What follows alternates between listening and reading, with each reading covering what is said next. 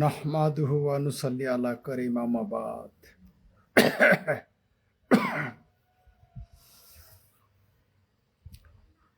Voice of এথিস্টের দর্শকদের অসংখ্য ধন্যবাদ। সেই সাথে আমার ফেসবুক ফ্রেন্ড ফলোয়ারদের তো ধন্যবাদ থাকবেই।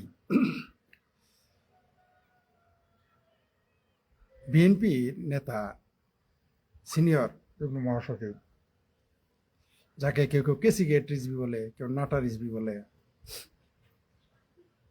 আমি তার নাম দিয়েছি জোকার রিজভি। প্রত্যেক দলে কিছু না কিছু জোকার থাকা দরকার। বিএনপিতে কোনো জোকার ছিল না আমার জানা মতে, এ পর্যন্ত কোনো জোকার খুঁজে পাইনি, আমি পাইনি আর কি, আপনারা পেতে পারেন। এ পর্যন্ত বিএনপিতে কোনো জোকার দেখি নাই। এই হঠাৎ করে এক জোকার পাওয়া গেল, তা হচ্ছে তিনি হচ্ছেন রুহুল কবির রিজভি। এর কারবারগুলো দেখে মানুষ হাসতেছে, যে হাসাহাসিটাও সে বোঝে না। আল্লাহ তার এটুকু আকল দেয় নাই যে রিজভি সাহেবের কার্যকলাপ দেখে মানুষ হাসতেছে, মানুষ তার প্রতি করুণা প্রকাশ করতেছে। তার রাজনৈতিক জ্ঞানকে, তার রাজনৈতিক প্রজ্ঞা কোনো সন্দেহ ছিল না। তিনি দীর্ঘ সময় রাজনীতি করে আসছেন, দীর্ঘদিনের রাজপথের সৈনিক। তার সাথে আমার রাজনৈতিক মতবিরোধ থাকে, সেটা আলাদা বিষয়। কিন্তু তিনি দীর্ঘদিন রাজনীতি করে আসছেন এবং একটি দলের বড় একটি নেতা, তাই না? কোনো সন্দেহ নেই। বাংলাদেশের 4-5 কোটি লোক বিএনপি নেতা কর্মী ও সমর্থক, কোনো সন্দেহ নেই। তাহলে সেই দলের নেতা যখন এমন কিছু করে যে মানুষ হাসাহাসি করবে, এটা খারাপ দেখা যায়। আমরা মাঝে মধ্যে আওয়ামী লীগের নেতাদের কথা নিয়ে আমরা হাসতাম, তাই না? এখন আর তারা তখন ক্ষমতায় ছিল, আমরা হাসাহাসি করছি। এরা ক্ষমতায় যাওয়ার আগে হাসির খোরাক হয়ে গেছে। যেমন প্রথমে রিজভী সাহেব 1 বছর আগে চাদর পরলেন, ওকে ঠিক আছে, ভারতীয় পণ্য পুরে হো ধন্য, অন্যটা না, পাকিস্তানি পণ্য পুরে না, বা মার্কিন পণ্য, অন্য কোনো দেশের পণ্য না, শুধু ভারতীয় পণ্য পুরে হবেন তিনি ধন্য। যাক, মেনে নিলাম। বাংলাদেশের মানুষগুলো যদি ভারতীয় পণ্য না কিনে, আমার দেশেরই তো লাভ, তাই না? খারাপ কি? আমিও তো চাই বাংলাদেশের কেউ বাংলাদেশের অন্য দেশের পণ্য, নিজের দেশের পোশাক পরুক, নিজের খাবার খাক, এটা আমিও চাই। কারণ হলো আমাদের রপ্তানি করতে হবে না, অনেক অর্থ সেভ হবে এবং আমরা দিনে দিনে ডেভেলপ হব এবং আমরা স্বনির্ভর জাতি হব। ওয়েলকাম এর জন্যে আমি জানাতে চাই রিজভী সাহেবকে। কিন্তু রিজভী সাহেবের এই সুন্দর এবং চমৎকার এবং দেশপ্রেমী এই আন্দোলনটাকে তিনি জোকারের পর্যায়ে নিয়ে, মানে কৌতুকের পর্যায়ে নিয়ে গেছে। প্রশ্নটা সেখানে, রিজভী সাহেব কেন বাংলাদেশের যে কোনো স্বাধীনতা বিরোধী ছাড়া যে কোনো সংগঠন এই ধরনের আন্দোলন ডাক দেবে, আমি সমর্থন করবো। আমি ফিজিক্যালি সেখানে যেতে রাজি আছি।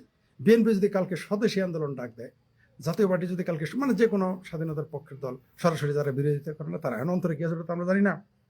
কারণ বিএনপির, আওয়ামী লীগের মধ্যে তো অনেকে আছে অন্তরে হলো জামাত শিবির করে, আওয়ামী লীগ আছে না, সেটা আলাদা। কিন্তু যেহেতু বিএনপি দাবি করে যে তাদের মুক্তিযুদ্ধের স্বাধীনতার ঘোষক হচ্ছেন তাদের নেতা, তাই না? তিনি তিনি তাদের নেতা, স্বাধীনতার ঘোষক। আমরা যুক্তির খাতিরে মেনে নিলাম। কেউ তাকে পাঠক বলে, ঘোষক বলে, আমরা মেনে নিলাম, দুইটাই মেনে নিলাম, সে ঘোষক ও পাঠক মেনে নিলাম। মেনে নিয়ে যদি বলি, তাহলে তাদের আমরা বিএনপিকেও আমরা স্বাধীনতার পক্ষের দল মনে করতে পারি, যেহেতু তারা ঘোষণা দেয় নাই তার স্বাধীনতা বিরোধী। তাহলে রিজভী সাহেবের বা বিএনপির যে কোনো ব্যক্তির এই যে যারা আরো আন্দোলন করতেছে, ইন্ডিয়া বয়কট, ইন্ডিয়া কেন ভাই, সারা পৃথিবীকে বয়কট করেন, আমরা উৎপাদন করি, আসেন, আমরা কাপড় বানাই, বাস বানাই, ট্রাক বানাই, বিমান বানাই, মঙ্গল গ্রহে যাওয়ার জন্য রকেট বানাই, আসেন না ভাই, বানাই, ওয়েলকাম, আমি ওয়েলকাম জানাবো।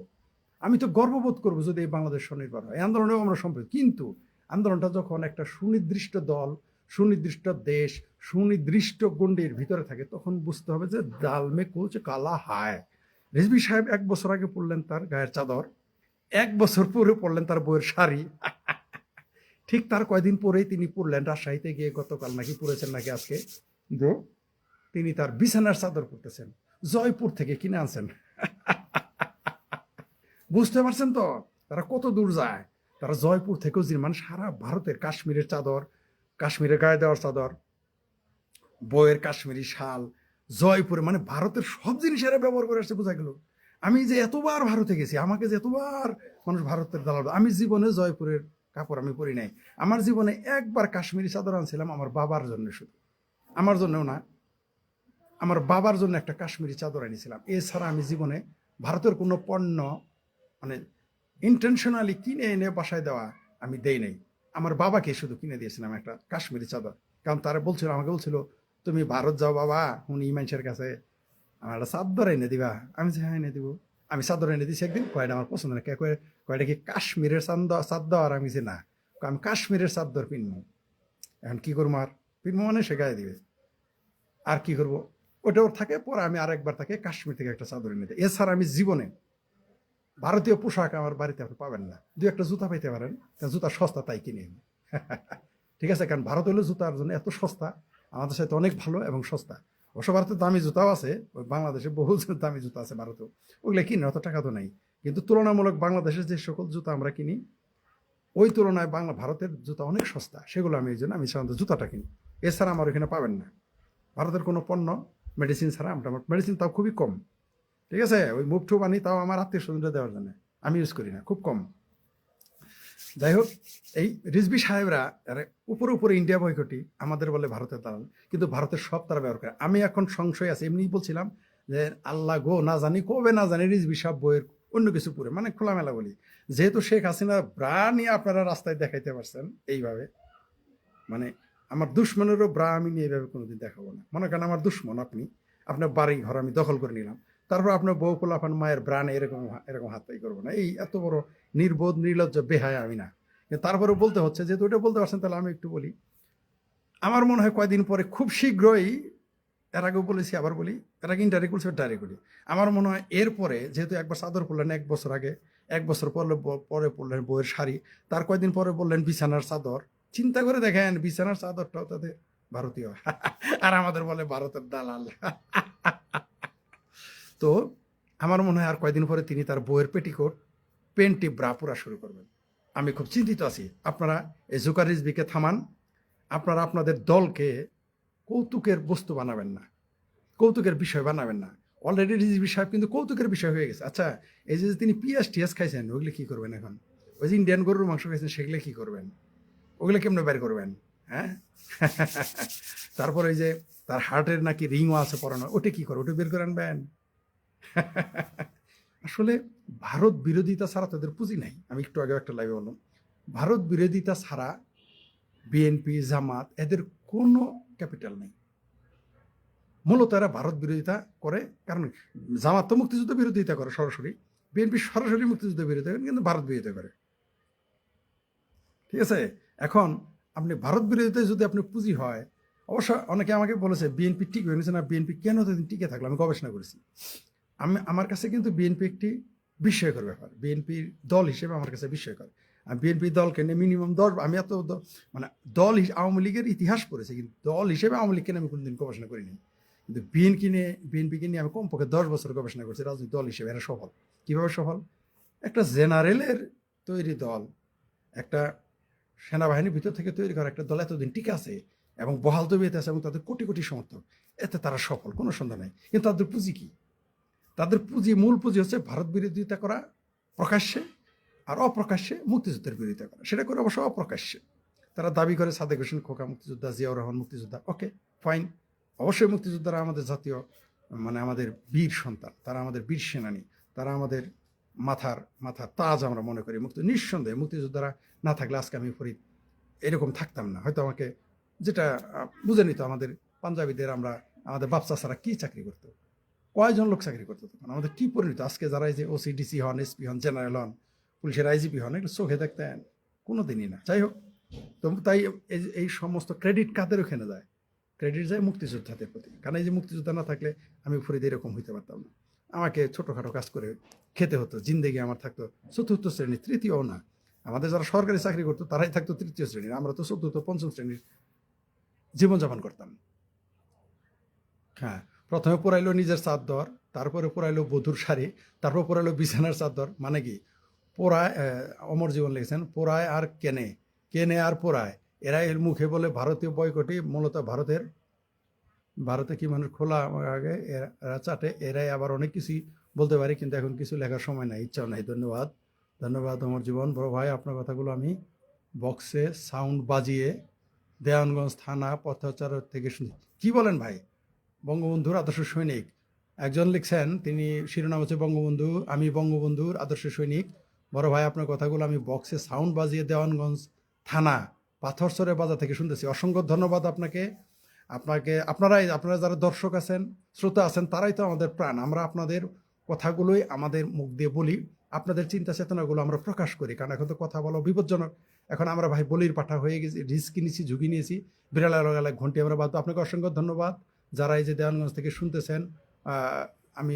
আমরা তাদের প্রতি আমরা কৃতজ্ঞ। এটা আমাদের অর্জন, খুব ভালো লাগলো, আমরা আরও অনুপ্রেরণা পাবো।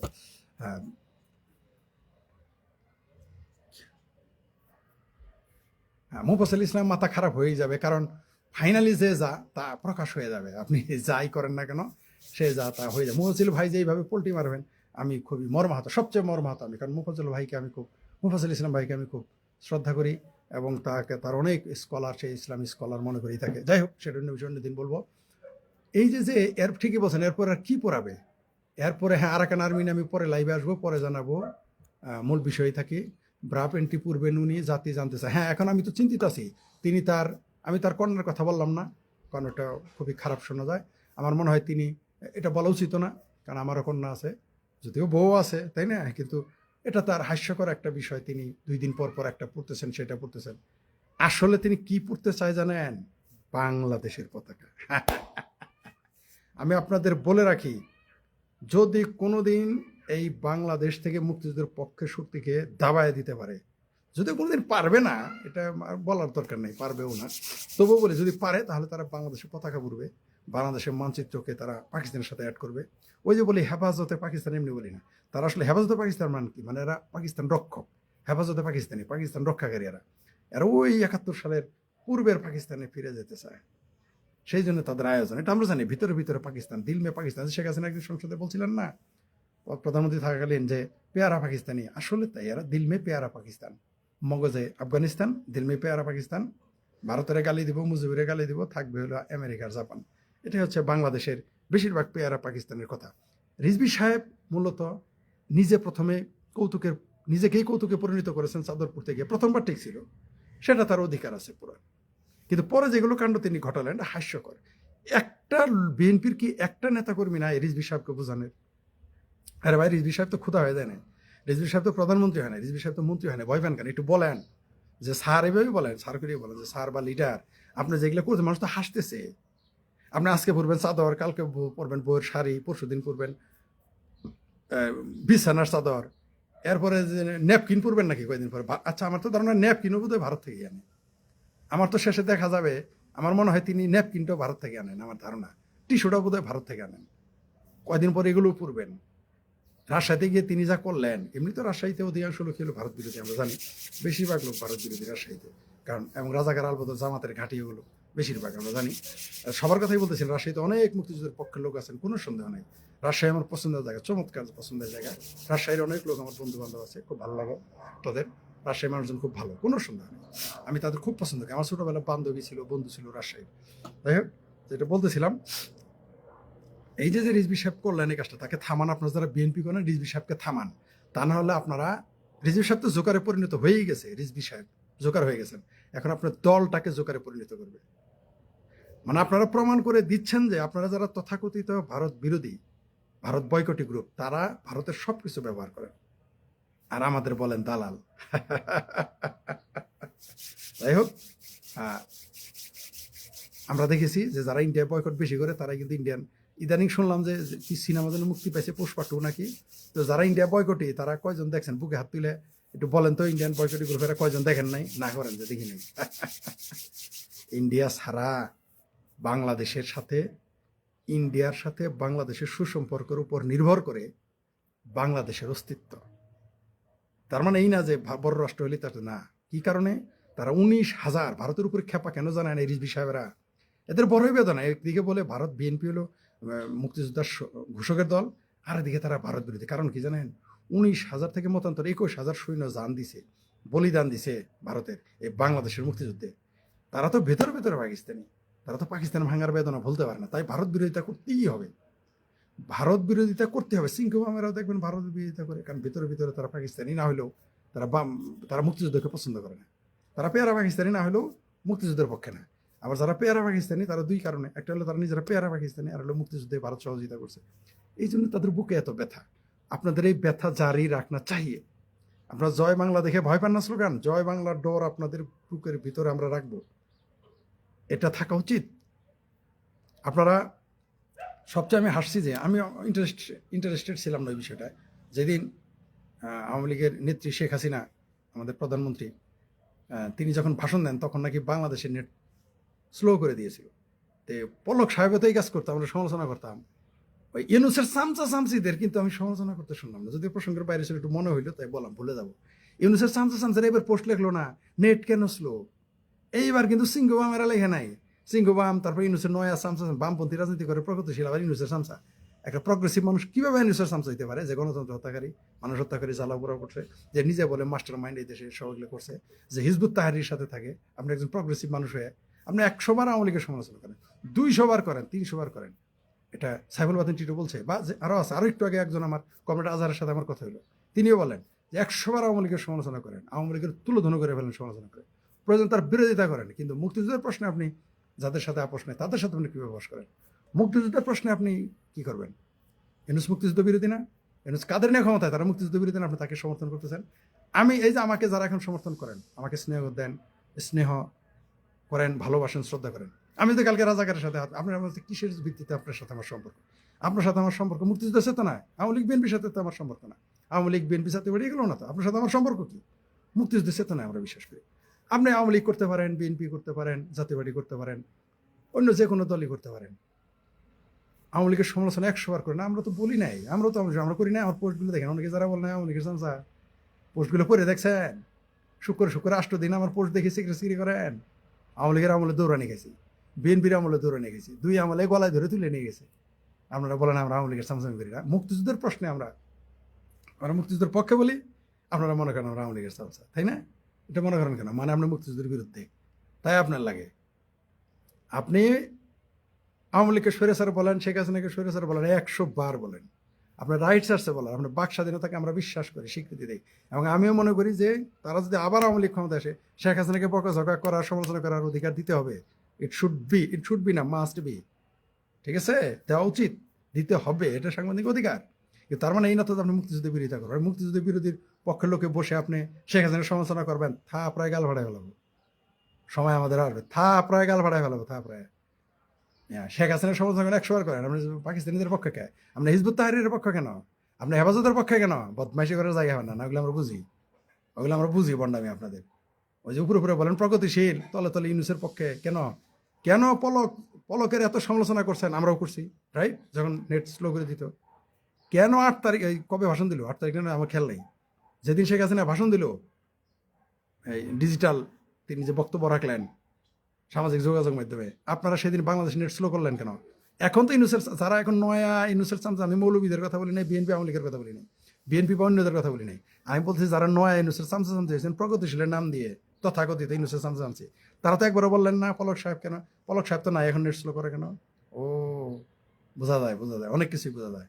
আপনার সাথে আমার ব্যক্তিগত বিরোধ আলাদা, আপনার সাথে আমার জমি নিয়ে ঝগড়া, আপনার মামলা করছেন সেটা আলাদা, আপনার সাথে আমার ফাইট হতে পারে, আপনার সাথে বিরোধ থাকতেই পারে, আপনার সাথে আমার অন্যান্য বিরোধ থাকতে পারে, এমনকি আপনার সাথে আমার রাজনৈতিক বিরোধ থাকতে পারে।